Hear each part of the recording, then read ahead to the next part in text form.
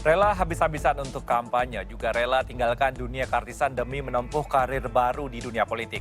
Sejumlah pesohor berjamah banting setir sebagai politikus dan berjuang habis-habisan untuk jadi anggota dewan. Macam-macam motivasinya, tapi selalu terucap ingin melayani rakyat. Apakah memang sebegitu menggiurkannya menjadi anggota dewan demi populer atau fasilitas yang fantastis? Berikut faktanya.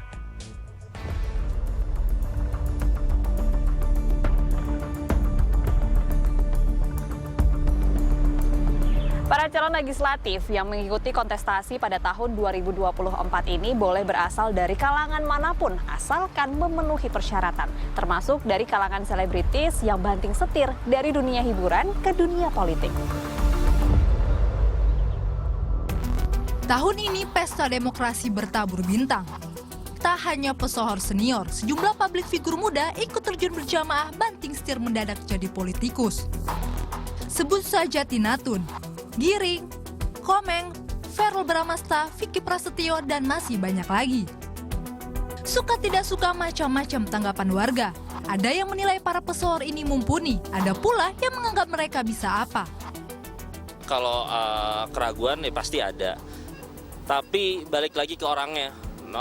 Kalau memang orangnya amanah, ya kenapa enggak gitu loh. Tapi kalau namanya keraguan pasti ada, karena mereka kan latar belakangnya memang latar belakang dunia hiburan.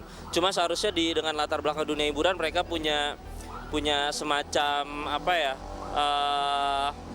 komunikasi yang lebih baik lah kepada masyarakat. Menurut aku nggak apa-apa sih, karena kalau misalnya dia bisa menjanjikan sesuatu yang emang bermanfaat, apalagi buat anak muda zaman sekarang, itu bagus banget buat NKRI sekarang kan, karena kita perlu anak muda yang tahu sama zaman sekarang. Jangan ngelupain diri mereka aslinya kayak gimana, jangan merasa kalau sudah menjadi caleg, derajat mereka lebih tinggi daripada kita. Terus juga coba untuk menyampaikan apa yang kita mau dengan teknik bicara yang relate sama kita, jadi kita merasa lebih percaya dan percaya kalau mereka tuh bisa membawa kita ke masa depan yang lebih baik lagi. Hari pemungutan suara pun sudah terlewati, hanya tinggal menunggu waktu kini mengetahui siapa yang lolos melaju, siapa yang gagal. Yang jadi pertanyaan, kenapa bisa sebegitu menggiurkannya menjadi anggota dewan? Ketika saya sebagai seorang selebriti artis ingin membantu masyarakat, keuangan saya tidak sanggup, kemampuan saya tidak sanggup. Ketika saya masuk dalam sebuah sistem, saya bisa membantu pemerintah membuat program yang serta-merta dirasakan langsung pada ribuan bahkan ratusan ribu orang. Nah, disitulah nilai kebahagiaan adalah ketika kita bisa mampu melakukan perbaikan kepada sistem kemasyarakatan di Indonesia.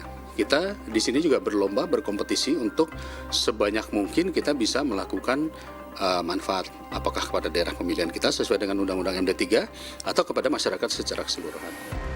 Rela habis-habisan untuk kampanye jelas jadi pengorbanan.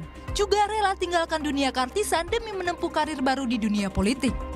Namun lagi-lagi, apakah ini demi populer atau fasilitas yang fantastis? Tidak hanya mendapatkan gaji dan juga tunjangan dengan jumlah yang sangat besar nih Bu Tipal. Namun para anggota legislatif di DPR RI juga mendapatkan sejumlah fasilitas dari negara. Di antaranya adalah anggaran pemeliharaan rumah jabatan, perlengkapan rumah, dana pensiunan, dan juga anggaran beras pensiunan. Yang mana jika anggota DPR RI sudah pensiun, mereka akan tetap mendapatkan 60% dari gaji mereka. Dalam surat edaran Sekjen DPR RI tentang gaji pokok dan tunjangan anggota DPR RI, juga diatur dalam surat Menteri Keuangan. Gaji dan tunjangan para anggota dewan bisa mencapai puluhan hingga ratusan juta rupiah per bulan.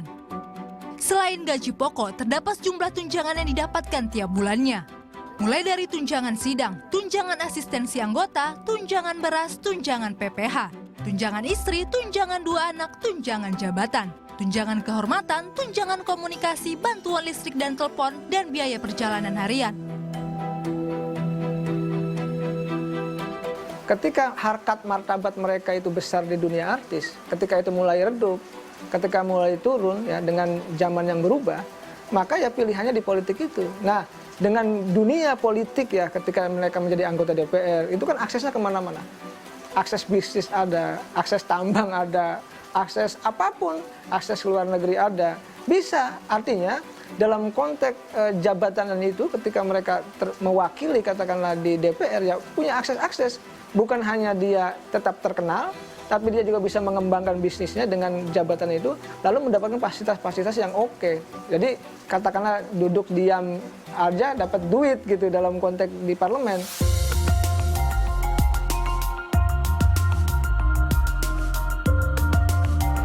Menjadi wakil rakyat artinya harus bisa melayani apa yang rakyat butuhkan. Mau dari kalangan apapun, yang jelas jangan sampai merugikan dan juga mengecewakan rakyat.